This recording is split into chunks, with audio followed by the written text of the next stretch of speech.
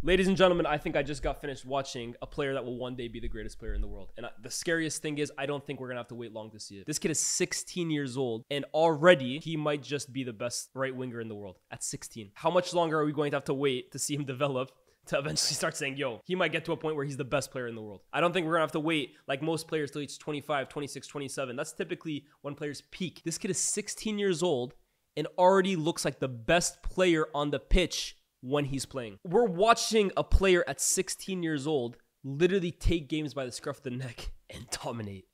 I cannot believe what I'm watching right now. That performance we just got done seeing by Lamine Yamal in Spain, but specifically by Lamine Yamal, sensational. Sensational. Where do I start with this kid? Technically is a wizard, right? I compared him to like a young Mahrez in terms of his profile technically. And this is coming from the biggest Mahrez fan you'll ever meet in your life. I watched Mahrez from the start of his career to basically what is the end now. Mahrez was a brilliant player. Such a talented player. Mahrez was not as good as this kid was. No, he wasn't, man. He wasn't. He wasn't as fast as this kid was. He wasn't as agile as this kid was. He wasn't as direct as this kid was. Mahrez was an elite player, bro. Amazing talent. Honestly, one of the more unique players, one of the more beautiful to watch players we watched in the Prem. What he did for Leicester, unreal. Lamine will surpass him, bro. Lamine will surpass him. Lamine will surpass most of these guys he's being compared to right now, man. Honestly. You know what I like about him too? Lamine is tenacious. Did you see a few times on that right-hand side where he's actually like getting stuck in? He's like sticking legs out. He's getting into 50-50 duels. Bro, he's strong. Lamine is a strong kid for 16 years old. And that's another thing too. We're not done seeing this kid grow. Already, I think he's 6 foot. I don't know what his official height says on Wikipedia, but off the eye, he looks like he's 6 foot. And he has a bit of a hunch, but he's not done growing physically. He's only going to get stronger. And he's already, he already holds his own. He doesn't get bullied out there. How strange is that to see from a 16-year-old, guys? How many 16-year-olds can we realistically sit down and name that we've watched that were as like physically able as Lamine Yamal is right now, right? Because when we talk about greatest talents, I'm not here to say Lamine Yamal is a greater talent than Messi was. But at 16 years old, was Messi able to jump into the men's game immediately and physically compete with the guys that Lamine Yamal is? I don't know if he was. And if he was, we didn't get to see it week in, week out. Rooney maybe at 16 years old was able to. A kid that was built like that. But it's very rare that we see a 16-year-old, forget about being as talented as Lamine Yamal is, but able to compete with grown men the way he is at the moment. That's a rare thing, guys. What we're watching from him is not normal. And I need you guys to understand this. I don't know how old most of you guys are, but if you've been watching football for the last 5, 6, 7 years, 4, 3, 2 years, this isn't normal what we're watching right now. I got a question for you guys at the moment too. Where does he like sit right now in terms of best players in the world? Is he already a top 10 player in the world? Is it crazy for me to say that? Yes, top 10 easily. I'm seeing laughing my ass off. Is that really that crazy for me to say? I'd struggle naming 10 players better than Lamine Yamal. Guys, you can make the argument already he's the best player in his position in the world. What nations would he not start for? There's none. Yeah, at his position, guys, honestly, like you're struggling to name players at his talent level. I'm sorry. The way he glides, the way he takes players on. By the way, right, I was just watching the Spain game with Sharky. What is amazing about Lamine Yamal in particular that I really love about his game, he is such a good combination player. In terms of like giving and then going and receiving it again, Lamine Yamal is excellent at combining with his attackers. Giving it, running off you, getting it back again in a dangerous position, then playing it into another dangerous position. He's extremely good at that. Lamine Yamal is tremendous at this combination play off the right. Oh, he's so good about that. And that's really the basics of football, right? We get taught that as a kid. You get it, you give it, you go, you get it back. Give it and go. Give it and go. That's honestly, if we're being real, what has made Spain such an excellent footballing team for the last 10, 15 years. Tiki-taka. Give it, get it. Give it, get it. Give it, get it. That's what we're watching the Spain team. Lamine Yamal is incredible at that combination kind of play. The croquetas. Oh, the silkiness. Man, honestly, I can't stop thinking about that performance from a 16-year-old. And I think the only thing you can really like look at him and maybe get not annoyed about, right? But like, okay, he needs to improve, is the finishing, the final touch.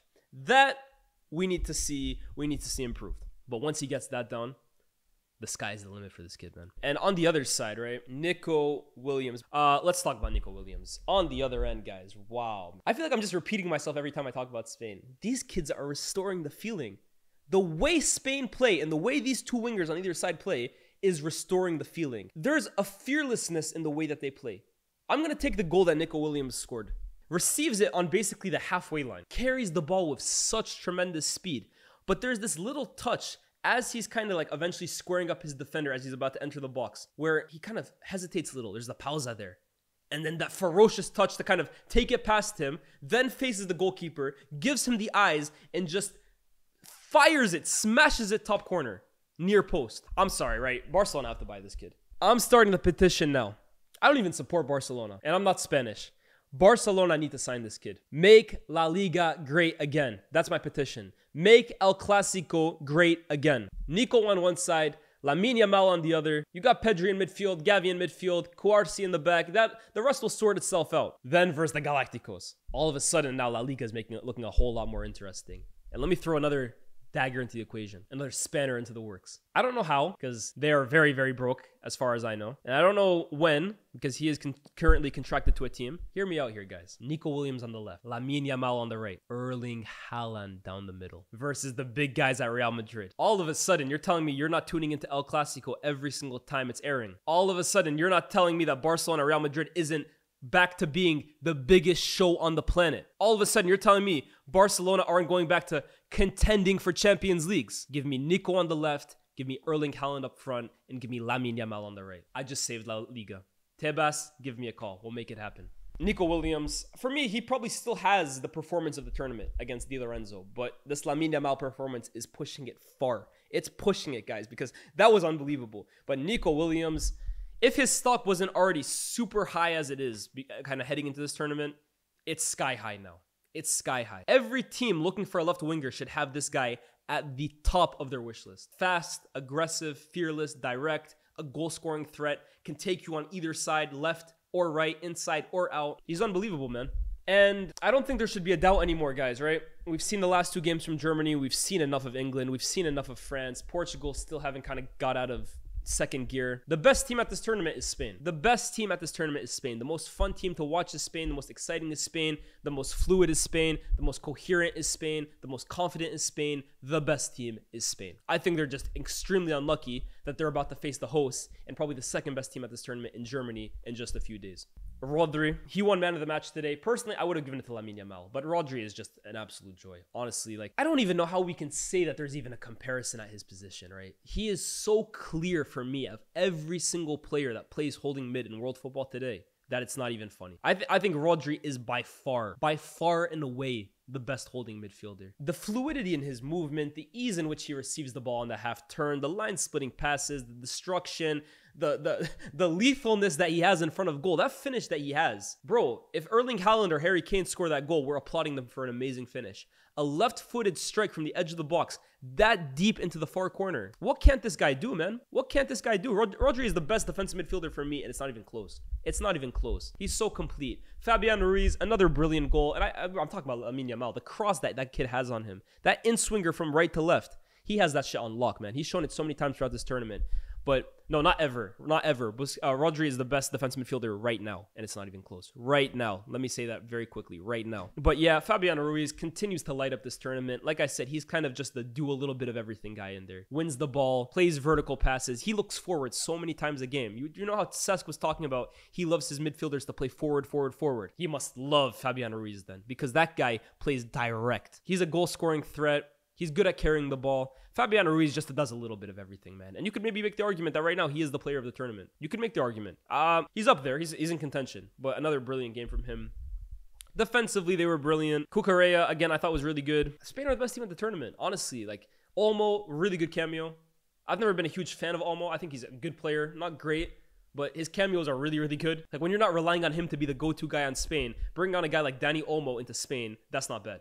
And the touch that he takes for his goal. Oh, man. You know how we talk about that cross touch where he kind of like opens up his body to basically switch the play, but then immediately returns it and goes that same way that it came from? Olmo kind of did that while the ball was in the air. The ball is coming to him, like coming down from the air, feints, gets it back onto his right, and then fires first time of his left bottom corner. That's technical excellence right there. I saw a lot of people getting on to Tom Garrett for basically saying that England don't have players on the technical level of Spain. And he was saying, well, no, Foden is on that level or Jude is on that level. Not on like the technical security of the Spanish players. The technical security of the Spanish players is on a different level to England. It's on a different player to England. Like maybe England, players that can play on that technical level as Spain, there's a few, but I'll tell you what, there's not many. And Spain, it seems like all of them, the touches are just clean, man. Every touch is perfect. Every touch is directly exactly what they want it to be. Disgusting team, bro.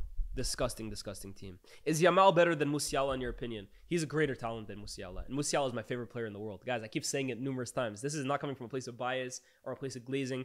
Musiala is my favorite player in the world. Yamal for me is the greater talent. Yamal will go down. Injuries aside, right? God forbid this kid gets any serious injury or anything serious happens to derail his career. If Lamine Yamal has a healthy, prosperous career and develops the way that his talent suggests it should, Lamine Yamal will go down as A, one day the best player in the world, and B, one day one of the greatest players of his generation and possibly of the sport. That's how great Lamine Yamal is. Georgia, wow, you deserve all the plaudits in the world. To get here in the first place, massive, massive, massive accomplishment. Put some W's in the chat for Georgia, guys. Honestly, valiant effort, like you said, completely agree. Putting their country on the map, making their people proud, going toe-to-toe for Spain for small parts of that game. I mean, they got the first goal in the game. They had people sweating. I know people were tuning into that Spain game thinking, oh, we all shitted on England, but Spain are about to go out to Georgia. Georgia had people sweating for a second. Unfortunately, couldn't get it done. You probably played the best team at the tournament.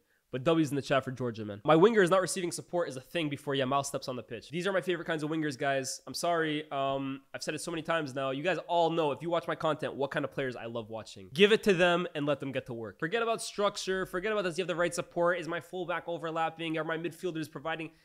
Allow that, man. Give the ball to your wingers. Let them stare their fullback dead in the eye and rip them to shreds. That's my kind of winger. That's my kind of winger. And that's why I love watching Nico on one side, Lamine on the other.